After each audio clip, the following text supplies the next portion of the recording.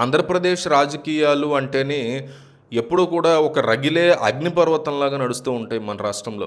ఎప్పుడు ఏ మార్పొస్తుందో, ఏ కొత్త పరిణామం తెర మీదకొస్తుందో ఎవ్వరూ ఊహించనటువంటి పరిస్థితి ఉంటుంది మన దగ్గర. తెలుగుదేశం పార్టీ, వైఎస్ఆర్ కాంగ్రెస్ పార్టీ మధ్య సాగేటువంటి అధికార పోరు ఒకవైపు నడుస్తూ ఉంటే, మరోవైపు రాబోయే రోజుల్లో ఈ పార్టీల యొక్క భవిష్యత్తేంటి, వారసులు ఎవరొస్తారు, ఇలాంటి చర్చలు చాలా ఎక్కువగా నడుస్తూ ఉంటాయన్నమాట. సో నారా లోకేష్ని పూర్తి స్థాయిలో ముందుకు నడిపించేందుకు చంద్రబాబు నాయుడు ఆలోచనలు చేస్తూ ఉంటే వైఎస్ఆర్ కాంగ్రెస్ పార్టీ నుంచి కూడా ఒక ఆసక్తికరమైనటువంటి వార్త విపరీతంగా వినిపిస్తున్న పరిస్థితి ఉంది. అదేంటంటే వైఎస్ జగన్మోహన్ రెడ్డి కుమార్తె హర్షారెడ్డి రాజకీయాల్లోకి రాబోతున్నారు అని ఒక భారీ ప్రచారం మొదలైంది. కడప లోక్సభ స్థానం నుంచి ఎన్నికల బరిలోకి ఆమె దిగుతారు అనే మాటలు సోషల్ మీడియాలో రాజకీయ వర్గాల్లో విపరీతంగా చక్కర్లు కొడుతున్నాయి. కడప పేరు వినగానే ఆంధ్రప్రదేశ్లో గుర్తొచ్చేటువంటి పేరు వైఎస్ఆర్ కుటుంబం.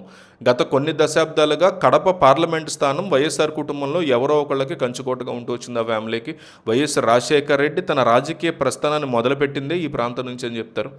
ఆ తర్వాత వైఎస్ జగన్మోహన్ రెడ్డి కూడా కడప ఎంపీగా గెలిచి క్రియాశీలక రాజకీయాల్లోకి ఎంట్రీ ఇచ్చిన పరిస్థితి ఉంది. అయితే ఇటీవల వచ్చినటువంటి ఎన్నికల ఫలితాల తర్వాత కడపలో వైఎస్ఆర్ కాంగ్రెస్ పార్టీకి అనుకోని పరిస్థితులు ఒకసారిగా ఎదురైనట్టు చెప్పుకోవచ్చు. సొంత గడ్డ మీద మళ్ళీ బలమైనటువంటి పట్టు సాధించాల్సినటువంటి అవసరం ఆ పార్టీ క్లియర్ కట్గా ఏర్పడింది. అందుకే కడప నుంచి జగన్మోహన్ రెడ్డి కుమార్తె హర్షారెడ్డిని పోటీకి దింపితే ఎలా ఉంటుంది అనే ఆలోచనలు పార్టీ వర్గాల్లో గట్టిగా నడుస్తున్నాయి అంటున్నారు. సెంటిమెంట్ ఉన్నటువంటి కడప స్థానం నుంచి హర్షారెడ్డిని రంగంలో దించితే వైఎస్ఆర్ యొక్క లెగసీని ముందుకు తీసుకెళ్లొచ్చని, మళ్ళీ పట్టు సాధించవచ్చు అని పార్టీ శ్రేణులు భావిస్తున్నట్టుగా చెప్తున్నారు. సమాజంలో వారసత్వం అనగానే కొడుకుల పేర్లే ఎక్కువగా వినిపిస్తూ ఉంటాయి.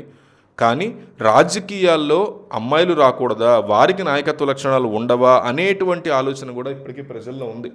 చరిత్రను చూసుకుంటే జవహర్లాల్ నెహ్రూ వారసురాలుగా వచ్చినటువంటి ఇందిరాగాంధీ దేశ ప్రధానిగా ఎంతో శక్తివంతమైనటువంటి ముద్ర వేసుకున్న పరిస్థితి ఫ్లాష్ బ్యాక్లో. గతంలో తెలుగు నేల మీద కూడా నందమూరి తారక రామారావు అప్పట్లోనే ఆడపిల్లలకి ఆస్తిలో సమాన హక్కు ఉండాలి అని కూడా ఒక చట్టాన్ని తీసుకొచ్చి కూడా ఆయన చూపించారు.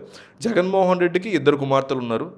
సో వారిలో ఒకరు రాజకీయ బాధ్యతలు తీసుకుంటే మరొకరు కుటుంబానికి ఉన్నటువంటి సిమెంట్ లేదా మీడియా వ్యాపారాలను చూసుకునేటువంటి అవకాశం గట్టిగా కనిపిస్తుంది.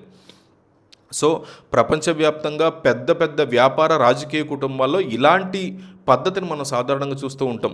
గతంలో ఉమ్మడి ఆంధ్రప్రదేశ్లో చంద్రబాబు నాయుడు అసెంబ్లీలో మాట్లాడుతూ తన కుమారుడు నారా లోకేష్ రాజకీయాల్లోకి రారు అని, ఇండస్ట్రీ రంగంలో స్థిరపడతారు అని గతంలో ఈయన చెప్పిన పరిస్థితి కూడా ఉంది. కానీ కాలం గడిచే కొద్దీ పరిస్థితులు ఒకసారిగా మారిపోతూ వచ్చాయి. నారా లోకేష్ రాజకీయాల్లోకి రావటం, మంత్రిగా పనిచేయటం, ఇప్పుడు పార్టీలో అత్యంత కీలకమైనటువంటి నాయకుడిగా ఆయన ఎదగడం కూడా మనం చూస్తున్నాం. అలాంటప్పుడు జగన్మోహన్ రెడ్డి తన కుమార్తెని రాజకీయాల్లోకి తీసుకొస్తే అందులో పెద్ద తప్పట్టాల్సినటువంటి వ్యవహారం కూడా ఎవరికి ఏమి ఉండదు. రాజకీయాలు అనేవి ఇప్పుడు ప్రజాసేవతో పాటు ఒక వ్యవస్థీకృత నిర్వహణలాగా కూడా మారిపోయాయి.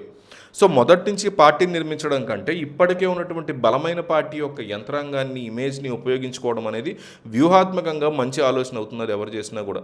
సో సినిమా రంగానికి రాజకీయ రంగానికి చాలా తేడా ఉంటుంది డెఫినెట్లీ.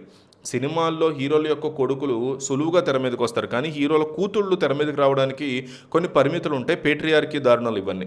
సో కానీ రాజకీయాల్లో అట్లా ఉండదు. మహిళలు ధైర్యంగా నిలబడితే ఎలాంటి అడ్డంకులనైనా దాటగలరు అనేది ప్రూవ్ చేస్తూ వచ్చారు. పార్టీల్లో సమస్యలు వచ్చినా తట్టుకుని నిలబడినటువంటి చరిత్ర ఇందిరాగాంధీ జీవితంలో కూడా మనం చూడడం జరిగింది. ఇక హర్షారెడ్డి విషయానికి వస్తే ఆమె విదేశాల్లో ఉన్నతమైనటువంటి చదువుకున్న పరిస్థితి ఉంది. వైఎస్ఆర్ మనవరాలు, జగన్మోహన్ రెడ్డి కుమార్తె. కడప నుంచి రంగంలోకి దిగితే పార్టీ కార్యకర్తల్లో కూడా కొత్త జోష్ వస్తుందని క్యాడర్ కూడా నమ్ముతున్నట్టు చెప్తున్నారు.